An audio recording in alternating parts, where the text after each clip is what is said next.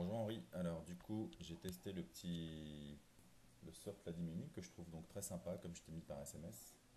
Là tu vois je viens d'envoyer un email donc à trois destinataires, il y avait toi, il y avait moi et Déborah, mais tout arrive à moi parce que je suis en version démo, n'est-ce pas? Je ne me suis pas inscrit. T'as ton petit, tu vois, ton petit pourcentage de réussite, le pourcentage de gens qui l'ont ouvert, les clics, etc. Enfin je trouve ça très sympa. Au niveau des destinataires c'est pareil, c'est très très simple. Là, tu vois j'ai importé une liste Excel toute classique dans laquelle j'ai juste mis adresse mail, prénom et nom.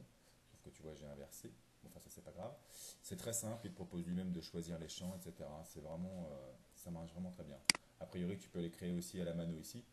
Mais l'import Excel fonctionne très très bien et vraiment très simple. Les formulaires, j'ai pas testé. Ça, tu vois, si tu veux envoyer tu sais, des mails qui disent que tu acceptes, comme les mails qui disent que tu acceptes la newsletter ou le machin, etc. Je crois que ça sert à ça. C'est des procédures d'inscription, tu vois, pour envoyer un mail au client et dire qu'ils veulent s'inscrire. Bon, j'ai pas testé encore ça. Je sais pas trop te dire là-dessus. Je pense que c'est pas forcément le but. Là, c'est les paramètres avec ta liste expéditeur pour gérer les adresses, la liste noire. Tu peux modifier la mise en page de ta liste de destinataires. Enfin bref, c'est assez complet. Et en fait, quand tu crées un emailing, donc tu vois, je vais créer un nouveau pour te montrer. C'est vraiment super simple. Donc là, je crée mon nouvel emailing. Donc je passe à l'étape 2. Pourquoi il me fait chier avec ça, paf. Ah, attends, qu'est-ce que je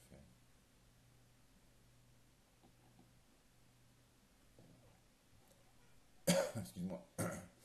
Ouais, donc quand tu crées l'emailing, tu peux choisir d'insérer du texte, choisir d'insérer des images, choisir d'insérer texte plus image, etc. Tu peux rajouter des boutons, un lien Facebook, etc. C'est vraiment super complet, très très simple à utiliser. Sinon, je peux utiliser, c'est ce que j'ai fait moi dans mon test, s'il veut bien me laisser tranquille. Tu peux utiliser des trucs qui sont tout faits. Alors attends, on va retourner sur mailing, voilà. Je vais prendre une newsletter à partir d'un modèle par exemple, hein. Il y a plein de modèles qui sont inclus, mais enfin après c'est toi qui fais ta sauce en créant ton emailing. C'était juste pour te montrer, donc voilà, on crée ça par exemple, voilà. Tu peux modifier évidemment, voilà, on va créer à partir de ce modèle-là. C'est vraiment très simple parce que tu vois, c'est vraiment une suite, voilà. Ensuite ici, tu peux décider de modifier. Alors ce qui est intéressant, par exemple, je vais modifier le texte ici, ou alors je vais le modifier ici, tiens par exemple. Je ne sais pas si je pourrais le faire ici.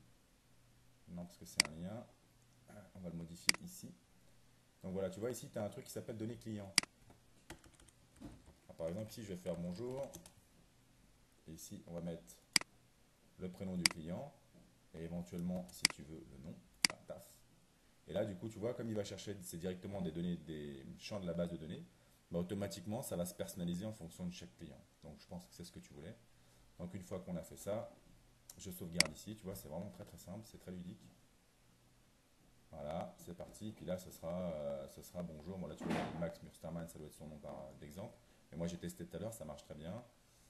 Voilà, donc je procède à l'étape 2. Voilà, je mets le nom d'expéditeur, donc tu peux choisir ce que tu veux. Moi, ça va envoyer qu'à mon adresse parce que c'est une adresse de texte. Tu peux choisir l'email d'expéditeur.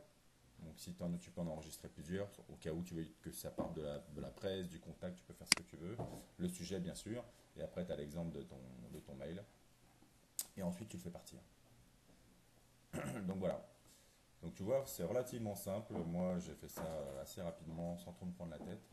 Et j'ai bien reçu les mails sans spam pour l'instant, en tout cas, sans problème. Mais je ne peux pas aller vraiment très très loin, puisque moi, j'ai pris une version gratuite, bien sûr. Voilà Henri, ben, tu m'appelles quand tu veux, mais moi pour moi c'est une solution qui devrait te convenir. Allez, tchuss!